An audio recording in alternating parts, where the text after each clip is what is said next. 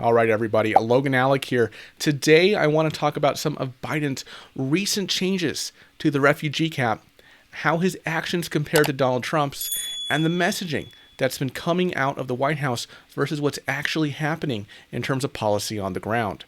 So this story popped up last week when it was widely reported that the Biden administration was going to keep the refugee limit at 15,000 for 2021, which was far lower than the 62,500 figure that the administration had previously been targeting. You can read that initial executive order on the White House website. It said, "The admission of up to 15,000 refugees remains justified by humanitarian concerns and is otherwise in the national interest. Should 15,000 admissions under the revised allocations for fiscal year 2021 be reached prior to the end of the fiscal year and the emergency refugee situation persists, a subsequent presidential determination may be issued to increase admissions as appropriate."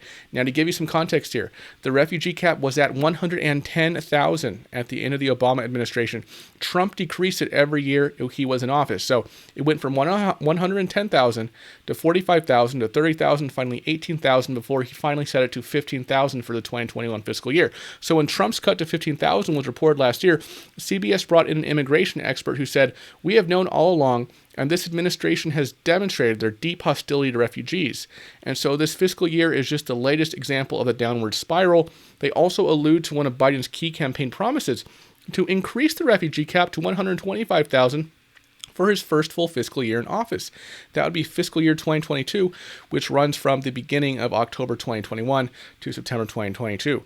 Now, Biden did follow through on that promise, at least for now. He signed an executive order shortly after taking office to raise the refugee cap starting in the upcoming fiscal year, although some experts have questioned the feasibility of going from 18,000 in 2020, 15,000 in 2021, all the way up to 125,000 in 2022. So at that time, there were also reports the White House wanted to make a down payment on that goal by increasing the refugee cap for 2021 rather than waiting for the fiscal year to roll over. And this rhetoric was coming out of the administration as recently as April 8th. Everyone was waiting for the supposed down payment on increasing the refugee cap. Press Secretary Jen Psaki was asked, "The president has proposed raising the refugee cap to 62,500, but he's not actually formally signed the paperwork yet. Is the White House still committed to raising that cap to 62,500 by this fiscal year?" Psaki said yes. The reporter followed up with, "So should we expect that by October? And it's not going to change from 62,500? And her answer to that question was, "I don't anticipate that it would change. The president remains committed to raising the cap." Obviously, given that position for the administration, a lot of people were shocked by the announcement that the refugee cap would be staying where it was. Representative Alexandria Ocasio-Cortez called the decision completely and utterly unacceptable. She called on Biden to keep his promise from the campaign. Senate Majority Whip Dick Durbin also said that it was unacceptable, and so on and so forth. Biden has generally had a good relationship with Congress thus far, but he faced nearly unified condemnation from his own party in the hours after this executive order was released.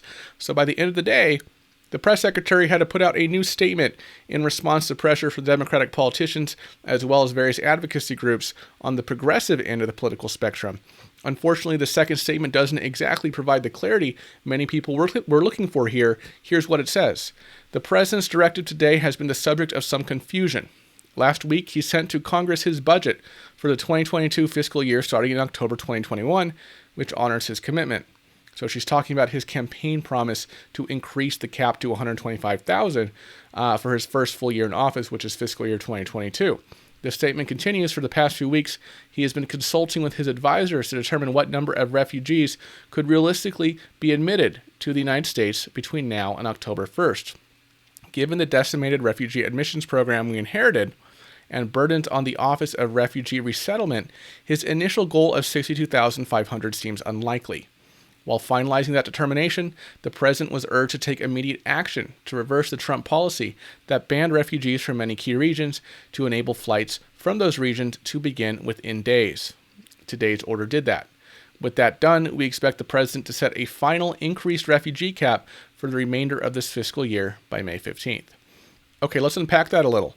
The first question that statement raises, obviously, is, if Biden has been questioning the 62,500 figure for the past few weeks, why did the White House say just over a week earlier that they were still committed to that number? And beyond that, if increasing the refugee cap was a priority for this administration, It's unclear why they went dark on this issue for the last 2 months, given that a more rapid response would have allowed them to make those changes earlier and potentially increase our capacities for refugees during the 2021 fiscal year. So now we're 3 months into the administration.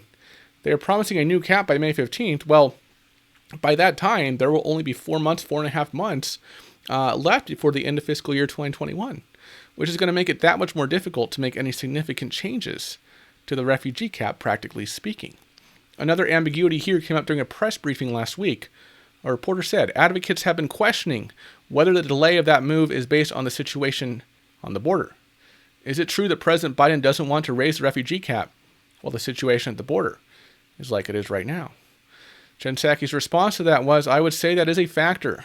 The Office of Refugee Resettlement, which is a part of the Department of Health and Human Services, does do management and has personnel working on both issues. And so we have to ensure that there is capacity and ability to manage both. This was actually a tactic used by the Trump administration.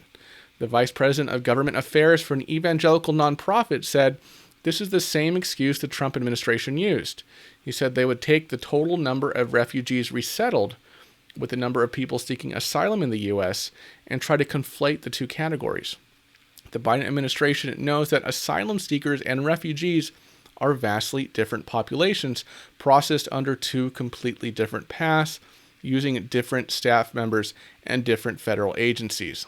So the Trump State Department actually did release a very similar statement to what we're hearing from the Biden administration now. The Trump administration stated, the current burdens on the U.S. immigration system must be alleviated before it is again possible to resettle large numbers of refugees.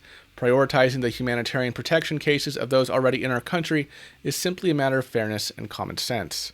Again, they were hit with the same criticism that there's no necessary relationship between the situation at the border, where we're largely evaluating new cases, versus accepting refugees whose cases have already been vetted by the time they get here. We're waiting for the Biden administration to put out new figures by May 15th, the May 15th deadline that they expressed. But again, we're in a position where most of the fiscal year is already behind us, and I'd be very surprised if they came out with that 62,500 figure that they were promising earlier this month. That's also going to raise questions about the cap for the 2022 fiscal year, whether 125,000 is going to be feasible or whether that's going to be adjusted as well. So at this point, I don't feel particularly confident speculating on what that refugee cap is going to look like for either the remainder of this fiscal year or fiscal year 2022. And particularly after Biden's flip-flop on the border wall, he's lost a surprising amount of credibility on this issue compared to how smoothly things have gone in other areas. I will, of course, have my eye on the administration's statements here. I will come back to this topic if we get any new information. As always, I want to thank everybody for watching to the end. I really do appreciate your support, and I will see you next time. Bye-bye.